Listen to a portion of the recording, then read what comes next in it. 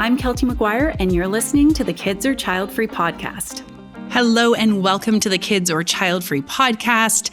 Today we are wrapping up season 6. We're going to be kicking off a brand new season on the 7th of January, which happens to be season 7, if you can believe it. We're coming up on close to 2 years of the podcast, and I just am very pleased with all of these wonderful conversations I've had, with the continued positive feedback. And I already have a bunch of episodes recorded that are in store for you for the next season. And let me tell you, you are in for a treat. Now, as you can probably or possibly hear in my voice, I am sick with a bit of a cold today. I guess a lot of us are running around this time of year feeling run down, getting sick, hoping to be well in the next few days so that I can enjoy the holidays fully. But alas, we needed to get this episode recorded, so you're going to have to listen to me sounding like this.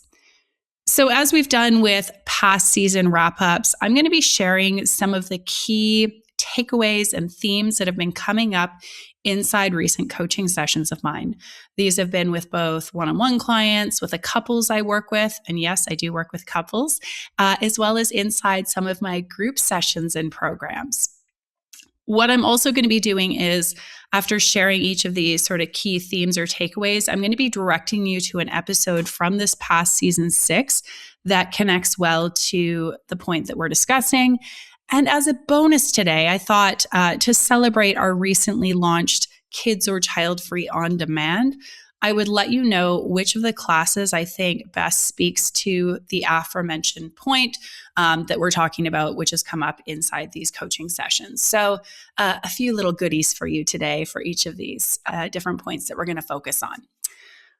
All right, the very first thing that I want to talk about is that when we are trying to get clear on this decision, there can be sometimes increasing frustration with the fact we don't know what we want to do yet. And something I like to do with my clients, both inside my group programs as well as one-on-one, is as we progress along this path, even when that person is not yet clear on what their ultimate decision is to get them to focus on the things that they do know, the steps forward they have taken, the things that they are clear on. And I think for all of us, it's easy to just look at like the big picture and say, well, I don't know what I want yet. I don't know what I'm going to do. But we can have clarity on different aspects of this decision that sort of act as building blocks or stepping stones that will help us ultimately realize what the path forward will be or is. Another analogy or sort of way that I like to think about this or encourage my clients to think about this is as building a puzzle. And while the full picture of the puzzle may not be clear until we've collected and assembled many pieces, with each different piece of the puzzle, we are starting to get more and more clear in terms of what it is we're building and working towards. And so typically, I understand and appreciate that you're probably wanting to have like a full sense of clarity or confidence or yes, one direction or another. But generally, as you may have heard me share before, rather than thinking about that as a sudden awakening or aha moment, or we can think about like the lights turning on, a light switch flicking on, and all of a sudden it's illuminated what we want to do. Generally, it's more like a slow dawning. We can think about it as a dimmer switch, and the room is gently or slowly getting brighter. And so with those analogies in mind, I'm going to just give you a couple of tangible examples. But for example, if you are, let's say, leaning towards and moving towards what looks like it'll be or become a child-free decision, some of these puzzle pieces or building blocks might be things like, hey, from a mental health perspective, I really feel like being child-free is ultimately what's going to contribute to me being mentally, emotionally well. You might have a realization that your relationship, if you're in a relationship with someone, isn't necessarily well equipped to have and raise children together, that maybe the two of you want different things, or you expect that you might have to really carry far too much of the burden in terms of the physical, mental, emotional labor. And so that could be another piece of clarity or a puzzle piece that says, okay, mentally, emotionally, I'm not super well equipped to have a child or children. My relationship is looking like it wouldn't support having a child. And listen, I understand that this can bring up big emotions. It can be difficult to contend with how some of these pieces come into play. And by the way, they don't all have to be negative reasons that we are tending towards one side of the decision or another, right? It can be something really positive. Like I know for me with my child-free choice, it was, I love my independence. I love my current child-free life. I feel immensely fulfilled in the various aspects of it. And so that could be one of those puzzle pieces. And so an exercise to do, regardless of where you're at in your journey right now, is to figure out, what do I know for sure? And I should mention, it may not be speaking for one side of the decision or another. It could be, you can do this exercise like just in general. So it could be that, hey, I have a lot of clarity that I would love the experience of having and raising a human. Okay. And then on the flip side, we could say, I'm really clear that I value my alone time. And so I realize this is probably where a lot of your confusion lies, in the sense that sometimes these things can contradict each other, the different puzzle pieces or the information that we have. But over time, we typically do tend to see that one picture or one decision is emerging more clearly than the other.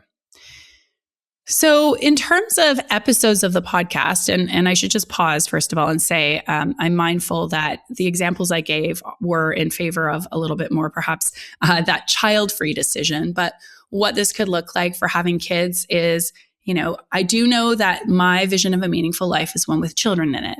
I do know that my partner and I have the resources to be able to support a child, right? So I just wanted to, before I get into giving example episodes, I always love to try and share a balanced approach to how we discuss and talk about this decision. So in terms of episodes that I think piggyback pretty well on this idea of focusing on what we do know rather than what we don't know is episode 77 with Lisa Sibbett on a child-full life as an auntie. Now, Lisa and her partner had at one point thought that they had wanted children, but as you'll hear in the episode, she ultimately decided not to have children. And yet what she did know is that she wanted to be really involved in various children's lives. She knew she wanted to take on an important role, both with those kids as well as with the adults in their life as a supportive role. And so through looking at, okay, I know that we don't want, and it's not within our capacities to have our own child, I still want to be really involved with kids. So what does that look like? And this episode of the podcast, again, that's episode 77 with Lisa Sibbett. She talks about how she has built this life as a super involved auntie. You can also check out episode 85 of the podcast with Lisa Patterson, who is a friend of mine here in Munich. That episode is called Reinventing Gender Norms. And Lisa talks about how she had initial reluctance to having a child, although she was sort of warming up to the idea. But one of the things that she knew for sure is that it was going to be really important for her to remain engaged in her career, that she was not going to be a full-time mom. Although, of course, having children, I think we can be full-time parents as well as full-time workers, career women, men, what have you. But she knew she wanted to stay at work on a pretty full-time basis. And so she and her partner, Andy, actually sat down and she ran different sort of scenarios through a spreadsheet, looking at the finances of their situation, looking at how things would be if she worked full-time, he worked part-time, they both worked full-time, how that would look with childcare. And so I love that she took this decision in her case to become a mom, looking at what she knew for sure, which was finding a way to make it work to also prioritize her career as well as her general selfhood and identity outside of being a parent. So the perfect on-demand class accompaniment, if you will, for this idea of focusing on what you do know rather than what you don't is our class, Discover Your Desires.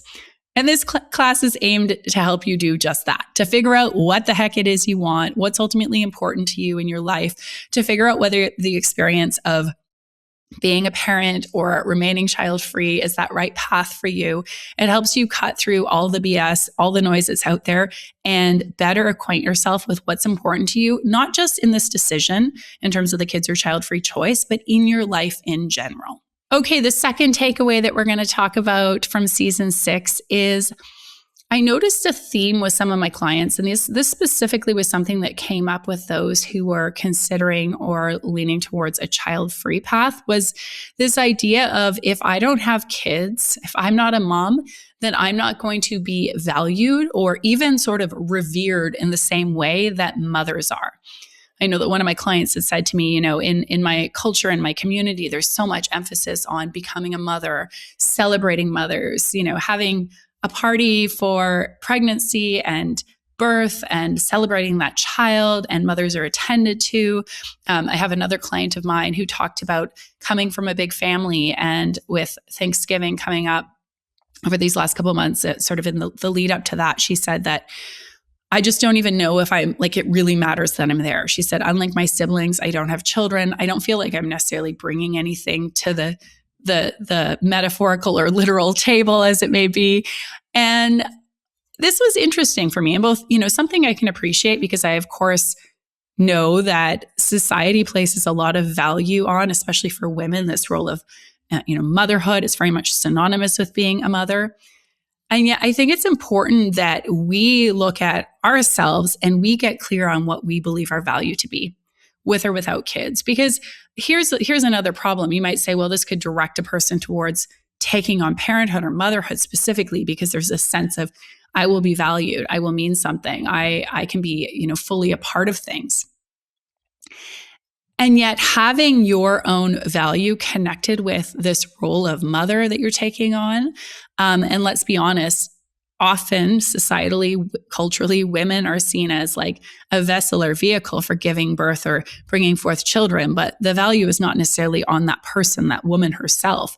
And so I think it's really important for all of us, as we're navigating this decision, to recognize that we inherently are enough, that we bring enough value to the people in our lives, the people that we love and that love us in return, regardless of whether or not we have kids. And I also think we can't expect other people to reinforce that for us, but we need to find the value within ourselves, that we to believe that we are inherently worthy, to recognize that we are an important piece of the fabric of our lives.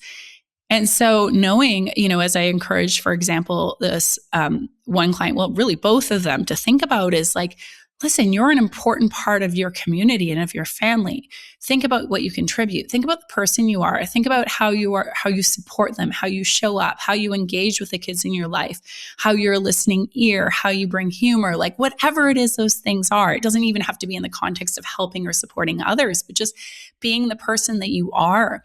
We need to believe that we are worthy, and that, again, our worth is not determined on us doing or being one particular thing. I think this is really important, that we are essential. We are not an add-on. And I believe and have seen in my own life that people respond to me based on the way I feel about my own decisions, the way I feel about myself, and I decide, hey, I mean something. I'm worthwhile. I'm worthy. I'm someone who's of value, whether or not I have children or I make X amount of money or whatever other manner of things that we deem to be a successful life. There may be bigger questions to explore if we constantly and bigger changes or considerations to make if we feel like we're constantly being dismissed or only considered in light of, in this particular case, like our reproductive role as moms or potential moms. But looking to cultivate that sense of value within ourselves. Like, I love me. I bring something to the table. I am worthwhile. Who I am has nothing to do with whether or not I have kids is really important. 2 episodes that speak really well to this is and are episode 81 with Laura Carroll on the influence of pronatalism on your kids or child-free choice. And Laura's episode of the podcast, and specifically her book, The Baby Matrix, which we talk about in the episode, looks at where so many of these ideas come from in terms of the narrative of we all must reproduce, and that's what makes a woman and a person, that's what makes life worthwhile. And it totally peels that back and examines where these ideas come from and gives us alternative sort of scripts or reframes of these sorts of ideas. So really, really good book, super interesting. I also would recommend checking out episode 88, which was last week's episode with Zoe Noble of We Are Childfree. And that episode's called On Cultivating Child-Free Community. And if you want to feel like you can celebrate the child-free choice or see a celebration of it, even if you're not leaning that way, to hear Zoe share just about her and her husband, James, the community they're cultivating with We Are Childfree, the lives of the Childfree folks that she has met in her travels and the portraits she does and the podcast episodes and in her community. I promise you will listen to this episode and you will get excited about the fact that like we are more than enough, whether or not we ever have children. It's a super inspiring episode. Now, in terms of the on-demand class that would be a good accompaniment to this sort of idea around value, what we bring to the table, this, of course, this sort of idea that, am I worthy? Do I bring enough? Am I enough in and of myself? Has so much to do with other people, whether it's family members, colleagues, friends, what they're saying, how they treat us, how we perceive they're thinking about us. And so the on-demand class, Other People, is a great starting point. The name couldn't be more apt, of course. And that class is about how you can essentially disentangle yourself from the pressures, the voices of other people, how you can connect with what you want with this kids or child-free decision while, using, I guess, other people and what they're telling you as interesting information, perhaps, but essentially being able to filter through and get to the heart of your own desires, regardless of what other people are saying or doing or might want from you, or for you, I should say. Okay, so I have been sharing the various on-demand classes that connect back to the points we're discussing in today's episode, but I wanted to tell you a little bit more about on-demand and specifically about our on-demand fan offering. Now, if you're not familiar with on-demand, this is an offering that I recently launched that helps you get kids or child-free decision support anytime, anywhere. These are classes that are approximately 1 hour long. They come with a workbook that you can fill out either alongside the class or afterwards, and they help you tackle and address different aspects of the decision that have got you stuck. Now, unlike my monthly support series sessions, these classes, as mentioned, can be accessed anytime, anywhere. These are not recordings of past sessions, and they don't happen live. These are me talking, sharing different reflection prompts with you, doing some teaching, and again, helping you address the different aspects of the decision that have you stuck. Right now, we have 7 different classes that are on offer. We just actually launched a new one this week called Tackling FOMO, so make sure you check that out if you haven't recently checked out the class offering. But until the end of this year, so until December 31st, I am giving you access to the entire collection of on-demand classes, including all future classes that we launch of a similar or lesser price point. That's my little disclaimer I have to mention. The classes are normally $49. That price is tax inclusive, but with the on-demand fan offer for $249, you will get access to all 7 of those classes, again, plus any future classes that we launch. And we do have more launching soon. In fact, we've got one more that will be coming this side of the new year, so before the end of 2026. This is a really good deal in the sense that essentially you will be saving more money as time goes on because all future classes that are released are free and you will have lifetime access to all of them. This offer will be going away at the end of this year, at which point you can still purchase individual classes for $49 each. But if you want to get some help with this decision, looking at different areas of this choice, things like how to consider this decision in light of an uncertain future, if you and your partner are at all at odds about this decision, and frankly, just how to navigate this choice with a partner, period. If you're wondering about how to navigate the difficult emotions that are coming up around this choice, I could go on and on. There are so many great topics to help you get clarity on your kids or child-free decision. I will include the link with details in the show notes of today's episode, or you can also find that at kidsorchildfree.com underneath the Work With Me tab. Another thing that's been coming up in recent sessions is the fact that we can only ultimately make this decision, this kids or child-free choice, from where we're at and from within our current circumstances. And I want to add a couple of points of clarification to that. But first, allow me to share what I mean by that. That is, I see a lot of people thinking, if only I had met my partner sooner, or perhaps met a partner at all if you're in a situation where you're considering solo parenthood. If I hadn't lost a partner, if I wasn't dealing with my mental health or mental illness, if it's sort of this what if scenario, wishing things were different. I see a lot of you, unfortunately, carrying a lot of and I shouldn't say unfortunately, let me step back. What I want to say is that when we're carrying sadness, resentment, wishing things were different, and we bring it into this decision, it's going to make it really hard to make this choice. And the reason I sort of backtrack to my words there is it's okay to feel sad and to wish your life were different. It's okay to feel resentful that you're maybe not getting what you need or want in your relationship, or that you're not earning more money in your job, or whatever things are going on that are making this decision tricky for you. It's okay to feel those things. And I want to encourage you to fully feel them and to grieve and to, acknowledge or recognize perhaps what's been lost or what hasn't happened for you yet. And where I feel, where I sort of say, well, it's unfortunate to see this, is that when we become stuck in that, when that becomes the story, like if only, or I wish I had, or why can't things be different? It prevents us from making a decision, because the only place we can make a decision from is this present moment in time and the today. And that is not to say that you should not wish for better things or different things for yourself, that you cannot have dreams for the future. Like, absolutely. I want you to orientate yourself towards creating the kind of life that you want, relationship that you want, path forward, whatever that may be. But we need to, when we're making this decision, committing to, I want to make this decision today, I think it's important that we're not making the decision based on the idea of like how things might change, how they might improve, how they might be better. And I think a really good illustration of this, and something I see coming up with a bunch of you, is that if you're in a relationship that does not feel like it would be supportive of having a child, that partner doesn't want to have a child, they would not necessarily be a great co-partner or co-parent, that they might not be a great parent at all, that there's stuff going on there, and trying to think like, well, but if only they change and that things can improve. I see this also, for example, around the topic of like, especially mental and emotional load. I know a lot of you already are carrying an unfair share of the burden at home in terms of like managing the household, overseeing logistics, family connections, emotional ties, and having a child with the hope that those things will improve, I think is a really, we need to tread really carefully there.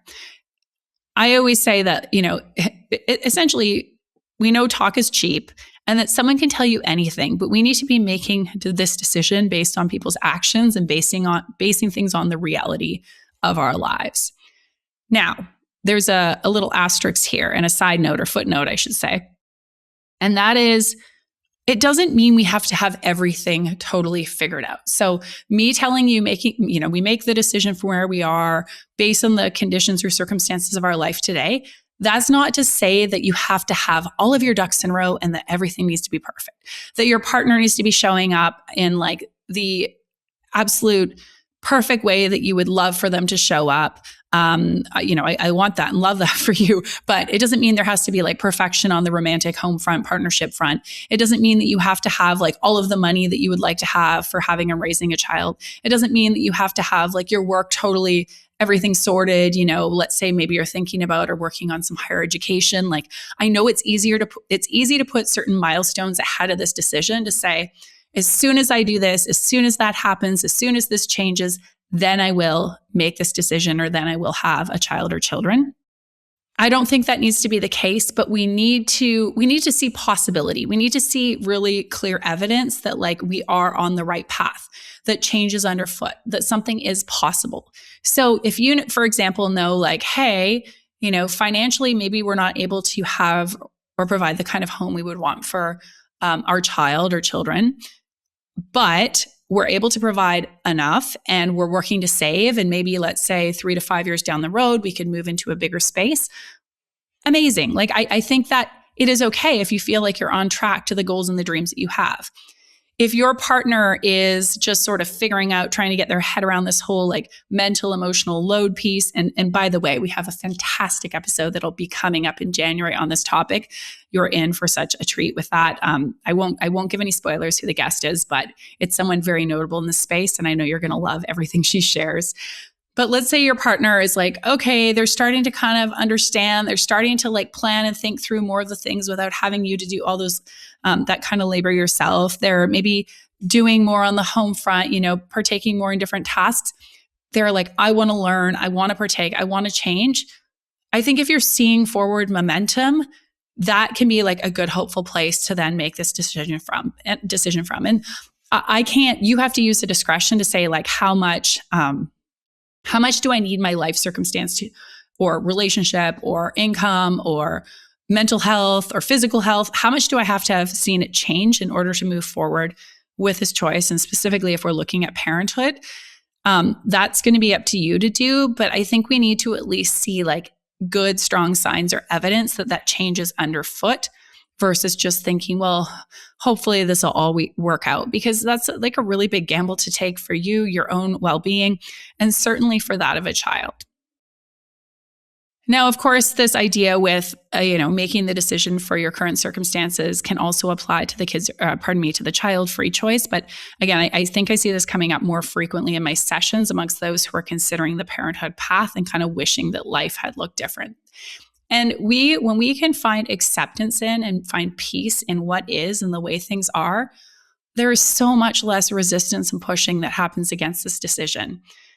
It may not have been in the sort of big ways that some of you are experiencing in your own life, but I know for me, I could have spent a lot of time thinking, if only I hadn't had like a really difficult relationship with his sibling and a lot of conflict in the house growing up, again, pertaining to particular sibling. If only I hadn't dealt with or struggled with my mental health issues. If only my dad hadn't have had this terrible accident when I was 26. Like I could have had that be such a burden while making this decision, but I had to say, okay, ultimately, no matter what happens to us in our life, no matter what we've chosen, no matter, whatever the circumstances are, we're all going to be shaped in some way, shape, or form beyond what we can ever know in making this choice. And so when we can find acceptance and peace in what is, that's what's going to allow us to truly make a good aligned decision. All right, so the episodes I want to point you to for this point is that, first of all, the episode with Carrie Houskins on a child-free life after loss.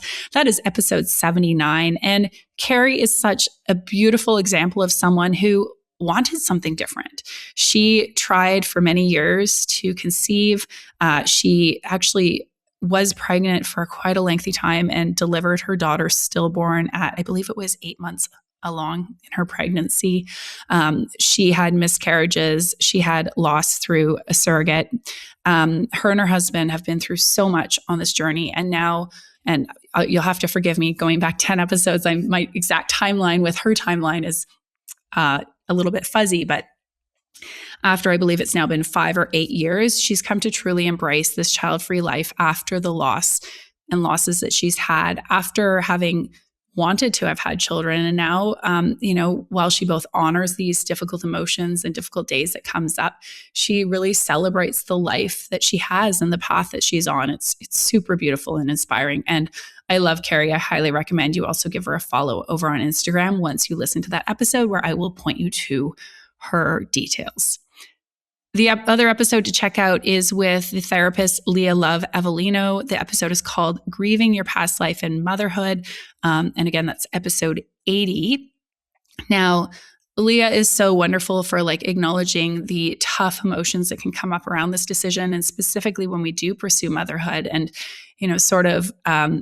looking at past lives or lives not lived when we think about the person we were before we had a child. And I just think this is a really beautiful episode for honoring the emotions that are difficult, for grieving what was or what is, for grappling with the possibilities of lives not lived. This is like a total, a balm for the soul, this episode with Leah. I highly recommend you check that out.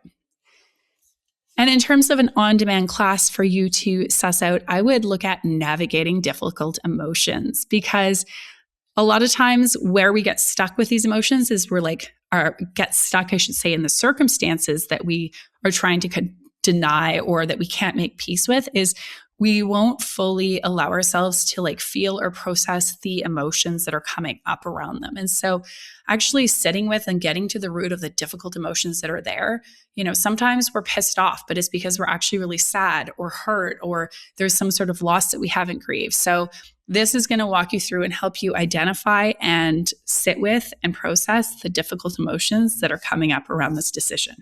Okay, the very last point that I want to touch on with this decision, and I think it is a perfect follow-up for the last one that I made, is that we learn as we go, as we live into whatever decision we've chosen. And there's this sort of idea that like we have to know it all. We have to have it all figured out. We have to know exactly how we deal with any potential challenge or outcome or likelihood. And listen, I think it's smart to an extent think through some of the hurdles that you might meet along whether, either the child-free path or the path of parenthood. But a lot of things are figuring out what's right for us, course correcting, learning, growing, stretching, struggling as we go along. We can't have everything totally planned out, everything totally dialed before we head into either the child-free path or the child decision, I should say, the parenthood decision. That's all I'm going to say on that. I mean, I think that is pretty clear and summarizes it well. And if you want to hear someone elaborate more on this in a really beautiful and profound way, definitely tune in to episode 88 which is called Ask Anne with child-free 91-year-old Anne Wenhold. If the name's familiar, she's a repeat guest. We heard from Anne, I think it was in season 5, although it might have actually been season 4. In any case, she's been on the podcast before, and Anne talks about, essentially how she has been able to cultivate resilience in the face of life's difficulties, how she has been able to face aging with grace as a 91-year-old who is still living solo. She's single as well. She's so inspiring. Definitely check out episode 88 to hear more about this idea of how we learn as we go and through life's experiences. Another great episode is episode 78 with Katie Palazzo called Life as an Adventurer Turned Stay-at-Home Mom. And Katie is somebody who, frankly, she just feels like to me that she was built for motherhood. She is, as mentioned in the title, a stay-at-home mom of now 3 children. She was pregnant with her 3rd when her and I caught up. And she really has this attitude of like, we'll figure it out. We'll get there. She, despite not doing as much outdoor adventure, treats this path of motherhood as an adventure. And she and her partner likewise are constantly looking at sort of like renegotiating their roles. Just find it to be a really inspiring episode and someone who will hopefully make you also believe in your own capabilities and capacities to handle whatever path you choose. In terms of a class that I think fits nicely with this idea of we learn as we go is our on-demand class called An Uncertain Future. And I know when we look to the future and the uncertainty of the future, we look at all this global sort of political upheaval, climate change, conflict. It can be really hard to make this decision. And this class will both help you figure out what your own broad sort of philosophy is on life and hardship, but it's also hopefully going to help you cultivate a greater sense of your own resilience to be able to handle whatever the future brings. Because as much as we can, to an extent, try and plan for and anticipate future events, we don't know with certainty what the future will look like. So, this will not allow you to deny the uncertainty of the future, but to try and make some peace or comfort with it. And also, it will help you figure out whether kids or child-free might be the path for you in light of what those broader beliefs are. So this is not a class that says, hey, the future is uncertain, go and have kids in spite of that. But it's more about helping you figure out what ultimately is right for you. All right, that is all from me for today for our season wrap-up for season 6. As mentioned, we will be back on January 7th with a bunch of brand new episodes. I already have 4 fantastic guest episodes recorded, so I'm feeling extra organized where it concerns this podcast and heading into the new year. And I have a whole list of guests that I am planning to both reach out to and or will be recording episodes with for season 7. As always, despite the fact I'm ahead of the curve and I've got a lot of guests already either flagged or that I've spoken to, I would encourage you to reach out. Send me a DM on Instagram or drop me an email and let me know, who do you want to hear on the podcast and or what sort of topics do you want us to table in episode, or I should say season 7. My very last ask for you today is, would you leave us a review? I know I make this request often, but we have so many new listeners who are tuning in, which is super cool. The podcast continues to grow. And I also know that it can be helpful, or it can be often the case where we have good intentions, the best intentions to leave a rating or review for the podcast we listen to, but alas, we do not do it. So do me a favor, before you head on to the rest of your day or you listen to some of the other episodes of the podcast, hit pause, go into the app you're listening on. If you're listening on Spotify, you can leave a star rating. If you're listening on the Apple Podcast app, you can leave a star rating and a review with some kind words. That's going to go a really long way to helping us get discovered by more listeners, by giving the podcast more visibility. It helps me bring on all kinds of incredible guests. And it also helps me get the work that I'm doing out into more people's lives so that more fence sitters can get off the fence and get clear on the path that is right for them. All right, that is all from me today. I wish you a beautiful rest of 2025, a wonderful holiday season. Lots of love, peace, blessings, all those good things in your life. And I'll see you back on here soon for the kickoff of season 7 on January 7th.